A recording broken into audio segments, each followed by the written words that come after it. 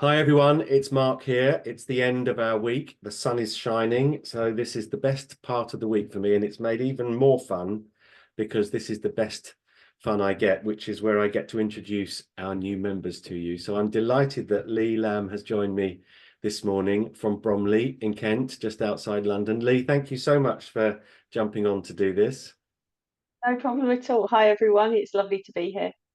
Thank you so much for being one of our full members. We're entirely member funded as a community, so every person who joins us is welcomed with open arms. So thank you so much for that. Now we're going to have some fun today because I'm going to capture some anecdotes, some surprises, a few laughs probably, by creating your fantasy cultural year. From the answers to 10 easy questions, the answers to which cannot be wrong, because that's the way it Okay. works. So it's a little bit like Desert Island Discs does arts and culture. So that's the fun. But before we do that, perhaps you could tell us a little bit about the work that you do, how you do it, who you do it for, and how it might be relevant to some of our members. If you don't mind, that would be great. Yeah, sure. So I'm founder of Your Startup Partner, and I work as a startup strategist, which is a fancy way of saying I plug the gaps in the business knowledge of founders.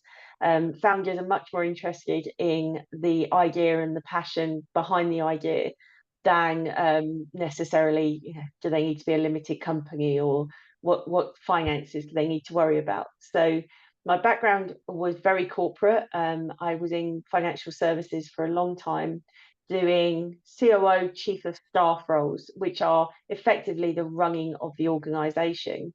And what I realized is when people work for themselves, whether that's as a company or freelance, they need to understand how the market operates in a slightly different way.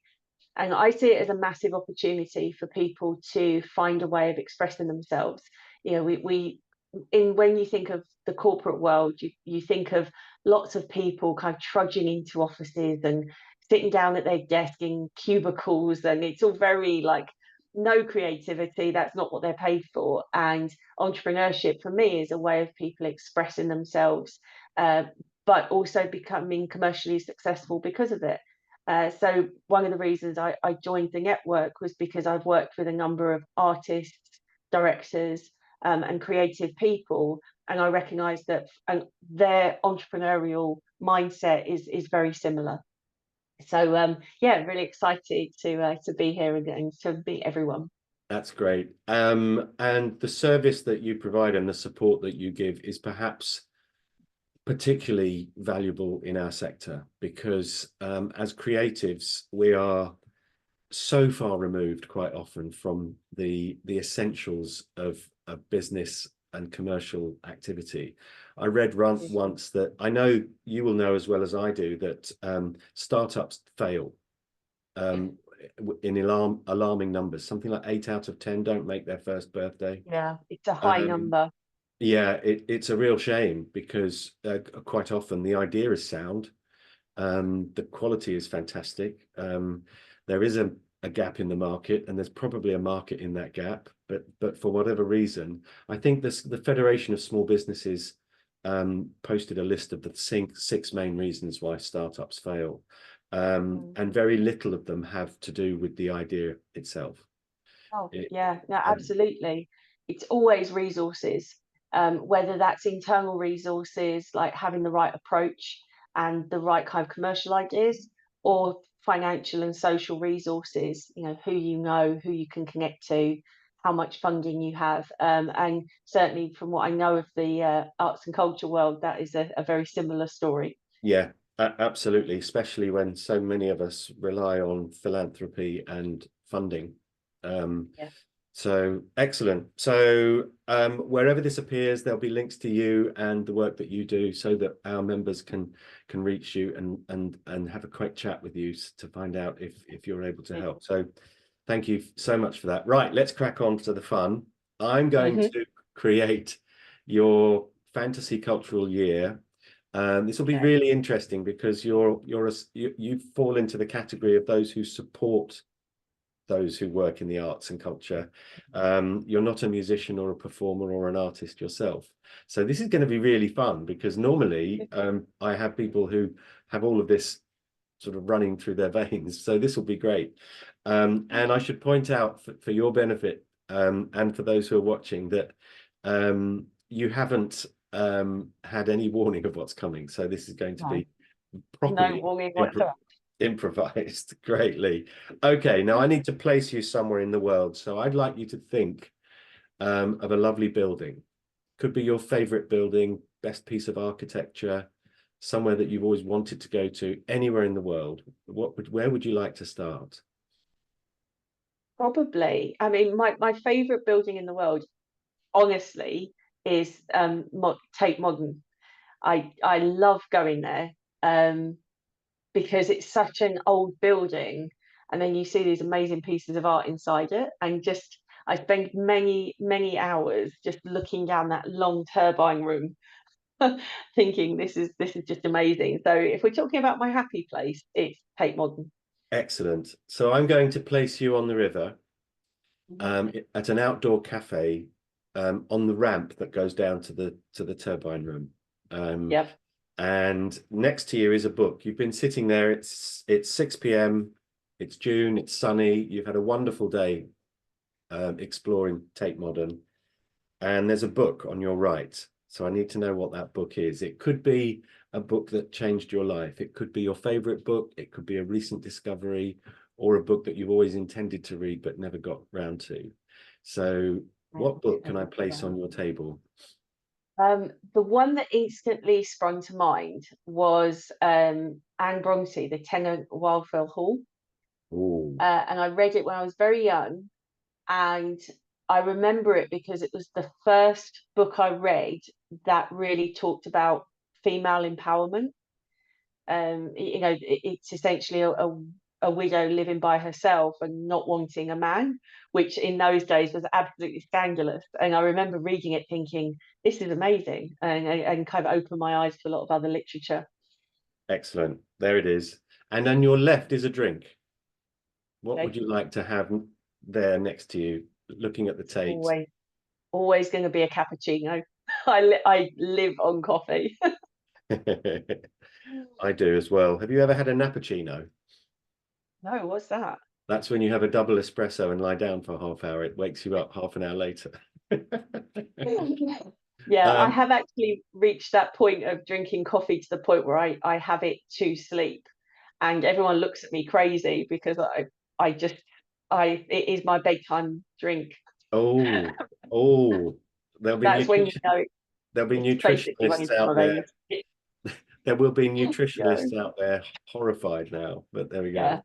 Now you're feeling quite pleased with yourself. You're very excited because you've just come from a meeting in the Tate with a wealthy London family who are patrons of the arts, but they're also quite business-minded people, and they want to support you in your efforts to help those in the creative sectors and the arts and culture sector becoming more successful in terms of their business. So they'd like you to go and do a year-long study trip somewhere in a different country to find out what you can learn from how artists approach the business side of what they're doing in a different country. It's fully paid, very well paid, first class all the way. Loved ones can come and visit you while you're away. You have to stay in one country, but you can move around that country. But you have to choose a city that you're going to head for. I'm very tempted to say somewhere like Brazil, that kind of a vibrant culture, and an area that is actually way more entrepreneurial than people think it is. There is a real mix of opportunities there. So yeah, connecting that vibrancy of the culture with the entrepreneurial mindset and trying to make the most of the potential and opportunities, I'd probably go Brazil. Okay, that's a great choice, because my instinct is that the arts and culture and music and dance and art are much more ingrained in Brazilian society than they are in ours. Yeah, absolutely. We've been Absolutely. described we've been described as a nation of culturally aware non-attenders in the UK. We Sounds think so we're depressing. I Be know accurate. we think we think we know, but we don't go, So Yeah. okay, where would you like to start? Rio or Sao Yeah, Paulo probably. or Rio? Probably. I think there's kind of as with many of the cities internationally, there's always those two sides. There's the side that gets presented to the outside world, and then there's the side that a native of that area would go to. So I'd probably start with that perception that the outside world has, but from there, kind of dig into what really happens, what's the culture beneath that for the individuals that live there. Nice. That's great. Okay, so you're on the plane. You turned left when Mhm. you got on the aeroplane. You're lying down on your aeroplane on the way to Rio from London. And the steward pops over with a glass of champagne and a note from the wealthy London family. They'd like to study you while you're studying that. And the first thing they'd like to establish is the impact on you of limiting your musical listening to one genre of music for 12 months. That's hurt. Yes. um, I could probably do it. I'm not entirely sure I'd be a nice person by the end of it. I kind of thrive on listening to a lot of different things. As do I, but you have to choose one genre. If it's the only thing I can listen to, um, it's probably, I don't know what you would class it as. There's kind of like an electronic chill, I think they call it, which is just kind of melodies and music that, for me, it kind of soothes the soul because it's not interactive as such. It just lies in the background. And if that was the only thing that I had access to, I think that would be the most important thing. Okay, sort of like an ambient electronic vibe. Yeah, Yeah, okay, yeah, yeah. nice. So there you are, headphones on, listening to that. Now you get to Rio, and there's a group of people, young people, who've been assigned to welcome you, standing there at the airport, holding a card with your name on it. They usher you to a limo, and they whisk you into the center of Rio, where you're given a loft apartment that's overlooking the city, with Christ the Redeemer up there as well. That is Rio, isn't it? Yes. Um, they said, right, unpack, relax. We're going to come back a little later. We're going to take you to a dance performance. Now, because this is a fantasy year, you don't have to stick to local art forms if you don't want to. So they've asked you, you can choose any dancer, living or dead, any dance group or any dance style for a 2-hour performance at the theatre, and you get the best seat in the house. What would, in the dance world, what would you love to watch? I don't know if this makes me a heathen or not, but I would say Irish dancing. Not at I all. Not at all. Yeah, I absolutely. I've seen river dance performed several times, and every time it's that combination between the dance and the beat that runs through you when the shoes are pounding the floor. It's just I would listen to that constantly if I could. Yeah. I was very fortunate. I missed an opportunity. I remember watching it in 1987 when it was the interval show at the Eurovision in Dublin. And I said to the people I was with, that's a West End show. That is absolutely a West End show. Apparently, a couple of days later, the producer from RTE, the TV company that did it, she resigned and started the company. And she put an advert in the stage asking for donation for angels. £10,000 would have got you in. And I didn't have the money. But somebody I know did have the money, and they did put the money in, and they've taken out £100,000 every year since. Wow, I'm not surprised. Yeah, I think it's when you get that response from a room of that size, I saw them in Edinburgh, and the Edinburgh Theatre is actually quite small, so that kind of pounding from the feet actually was all throughout your body, and just the speed at which it happens and the melodies that they can achieve, it was just Yeah. awesome. I love the music as well. I did my DNA with Ancestry a few years ago, and apparently I'm more Irish than I am English. So Oh I now wow. know why I love watching that. Yeah, exactly. Um, and I also wanted to analyze. I was trying to work out why was it such a phenomenon, and I think I know, because if one dancer is dancing on their own, it can be very impressive, but you don't know if they're getting it right. If 60 of them are doing exactly the same thing at exactly the same time, there's no question they're all getting it right. And it's that kind of access to visible talent that a non-dancer can go, wow, that's great, you know. So there aren't many things that work like that, because even an orchestra, symphony orchestra, you have no idea if everyone's playing the right thing, Yeah. unless it's obviously unison and loud, and that can it can but it was just incredible. I also used to support the Prince's Trust, and on one of their gala evenings they had the original two, which was wonderful. It was great. Excellent. Okay. River dance. They're taking you to dinner afterwards. Which national cuisine would you like to enjoy?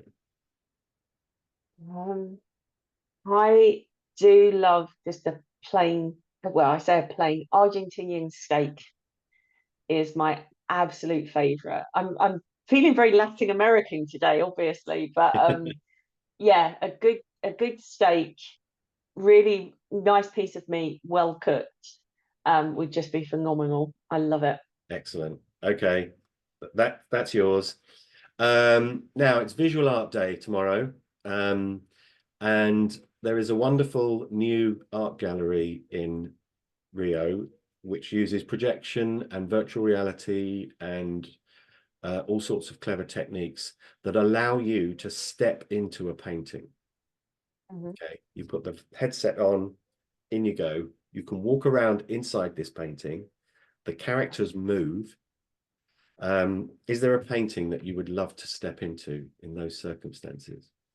Oh, there is, and I've never been able to find out the name of it. So I'm going to describe it, and if anyone actually knows what this is, I'd love it. So I saw it at the Scottish Museum of Modern Art, Gallery of Modern Art, and it was a Picasso, and it was a hill with a person kind of leaping up at the sky. And I remember it because the colours were really vivid, and it just looked joyful.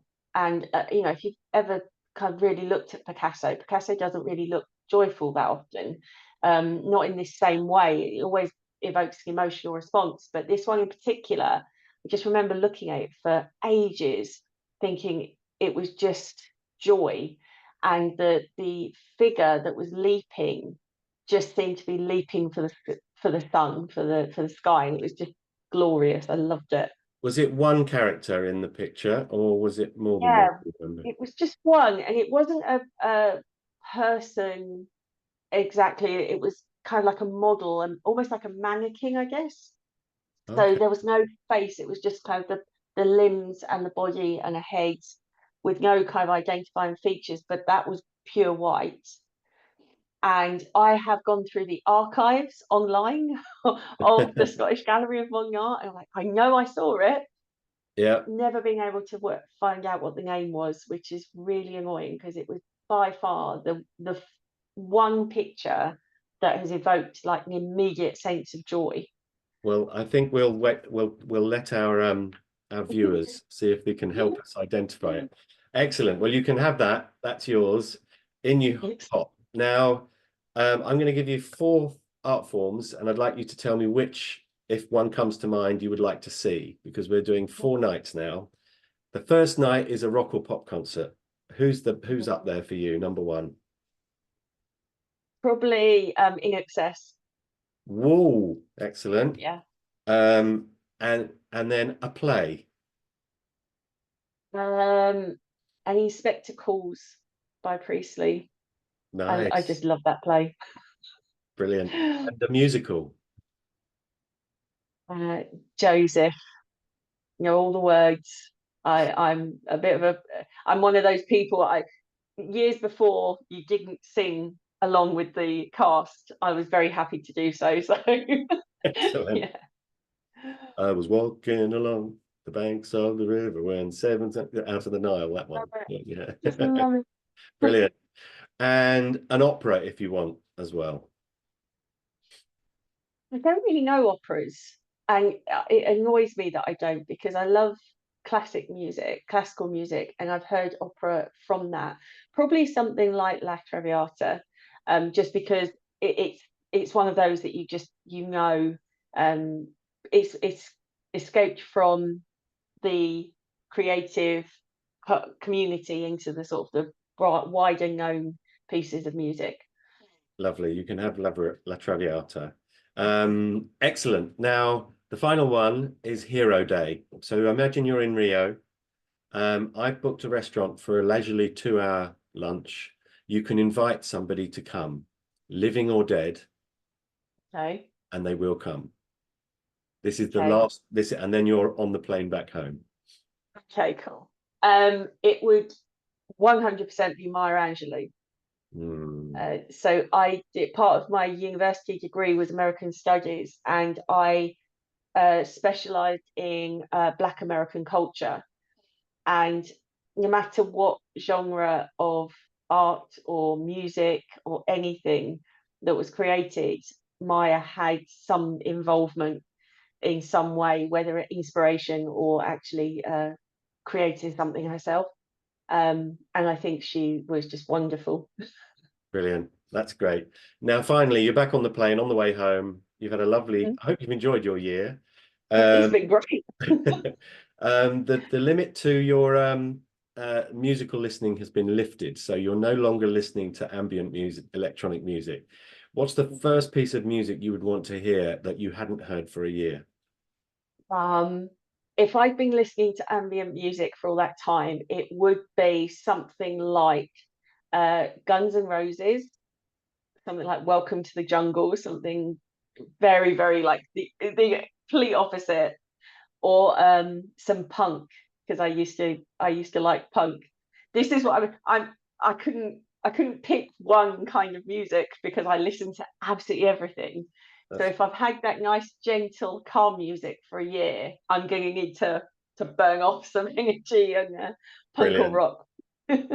That's great. I hope you've enjoyed your year, Lee. Thank you so much for doing this. It's been great fun. I know you've got a hard stop and you've got to go. Busy woman in demand. So thank you so much. And thank you for being one of our full members. And I hope you've enjoyed your fantasy cultural year. Yeah, I absolutely have. Thank you very much, Mark, and lovely to meet anyone. And feel free to get in touch if you want to talk punk rock with me. Thank you, Lee. No worries.